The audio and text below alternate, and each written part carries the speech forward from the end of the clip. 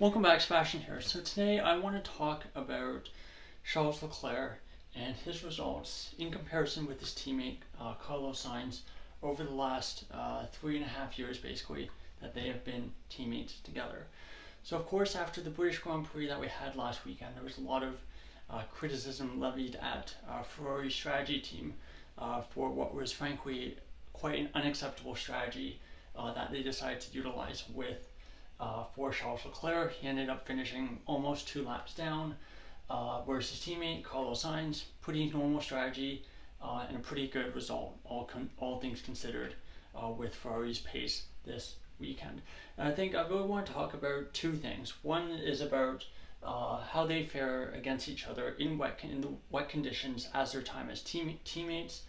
And the other thing I want to talk about is this narrative that I've definitely been seeing online last couple of years, where even though most people would accept that Leclerc is generally the better driver, when Sainz finishes ahead of Leclerc, he will finish ahead of Leclerc by much larger margins than when it's the other way around. So I got a whole bunch of data here, and let's go through it. So starting off with points over their time as teammates together, total points is 702 for Sainz, 702.5 for Sainz, 755 for Leclerc. So Leclerc slightly ahead. If you split that evenly across all 4 years, I know we're only halfway through this year, but that would be about 10 to 12 points ahead on average per season. And this is just for Grand Prix results, so I've omitted the sprint results, and I've also omitted the Saudi Arabian Grand Prix results for this year, as Sainz, of course, did not take part. So 2021, Sainz 163.5 points. Thank you, Belgium. For Leclerc, 159. So over their time as teammates together, this is the only full season where Sainz has finished ahead of Leclerc in the championship. And we'll move on to 2022, and then we'll kind of go back and look at the other tables below. But 2022, very good year for Leclerc, 291 points, Sainz 228. Leclerc, of course, also finished second in the championship that year. 2023, 185 for Leclerc, 178 for Sainz. So Leclerc still ahead, but much closer. Then we get to 2024, and halfway through the season, again with sprint results and Saudi Arabia omitted, Sainz is ahead so far, 133 to 120. Now, next I want to talk about races where one driver had a 10-point or more gain on the other driver. And as their time as teammates together, what I talked about before with Sainz being the one more often than not when he finishes ahead of Leclerc, finishes ahead by a large margin, he's ahead in this category too. 14 times overall as their time as teammates, but for Leclerc only 12 times. And you would expect the driver ahead over that many races for points to also be ahead for having a 10 plus point gain. For example, if I did this exact analysis with let's say Max Verstappen, Sergio Perez, or with any other pair of teammates, these two numbers would probably line up. But for whatever reason with Sainz and Leclerc, it just doesn't. So year by year breakdown, 2021, of course, the 1 year where Sainz finished ahead of Leclerc in the championship. 4 times that happened for 4 times 10 plus point or more. For Leclerc, only once. 2022 for Sainz, 3 times. For Leclerc, 5 times. 2023, it was 5 times each for the two of them, and so far in 2024, twice for Sainz and once for Leclerc. So you can actually see for 2021, that 1 year for Sainz, that he had 4 times where he had a 10 plus point or more gain on Leclerc, and so you can imagine how that would definitely contribute to that end result at the end of the season. Now I want to take a look at 5 plus positions. So this isn't points, but just where races where both drivers finished. This is where one driver would finish 5 positions or more ahead of the other. Hasn't happened a lot, but for Sainz, 5 times over the course of their time as teammates together, and for Leclerc, it's happened twice. So for Sainz, 3 of those occasions were in 2021, once for Leclerc in 2021. 2022, only once for Leclerc, none for Sainz. 2023, once for Sainz, none for Leclerc. And so far this year, twice for Sainz, and has not yet happened for Leclerc. And actually, those two occasions in 2024 were actually the last two races we had, Austria and Britain. Now, finishing off with DNFs slash DNS slash disqualification, Leclerc is ahead in that unfortunate statistic, 11 to 10 in his favor. 2021, two DNFs for Leclerc, one DNS, one DNF for Leclerc. Sainz, 0, finished every single race in the season. 2022, not so fortunate for Sainz, 6 DNFs, 3 for Leclerc. 2023, 5 for Leclerc, 3 for Sainz, and then for 2024, 1 each. And of course, for 2023, I think Leclerc's 1 DNF was there, and I think each of them had 1 did not start in 2023 as well. So you can see, kind of just looking at this data, that for a lot of these kind of more unfortunate statistics for DNF, Leclerc is generally the one who's had the bigger brunt of the issues. And for the two categories I mentioned here, the 10 plus point gain and the 5 plus positions ahead, based on the points total for the two, you would expect a lot of those stats to be reversed the other way around, but they really aren't. So it really does, I think, looking into the data, it does really show that for whatever reason, and this is something I'll get into a little later, for whatever reason, Sainz, whenever Leclerc is ahead of Sainz generally finishes very, very close to him, but for when Sainz finishes ahead of Leclerc, it's generally the gap tends to be a bit bigger, and that's exactly kind of what the data supports.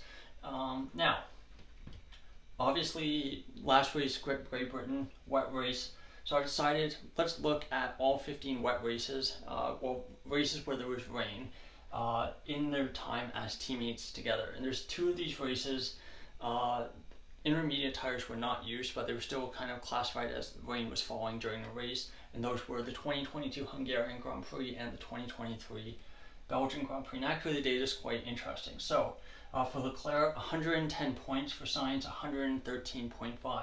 So Sainz actually scored more points in those wet races than Leclerc. Average starting position, 5.93 for Leclerc, and for Sainz 7.07. And of course, qualifying for those races could have been dry, could have been wet, doesn't really mean a whole lot. But when you look at the average finishing position for Leclerc, 6.25, and for Sainz 5.09. So Leclerc is actually falling backwards in these wet races, or races where there's any kind of rain. And for Sainz, he's on average moving up 2 positions. So definitely really, really much a contrast in fortunes there. DNFs, 3 for Leclerc, 4 for Sainz, and we'll get into the cause of some of those DNFs a bit later. Podiums, 3 for Leclerc, 4 for Sainz. So again, Sainz ahead on podiums, and neither of them have a win in a wet race. If you're curious who won those 15 wet races, 2 of them were Lewis Hamilton, 2 of them were Sergio Perez, 1 was Valtteri Bottas, 1 was Esteban Ocon, and the rest were Max Verstappen.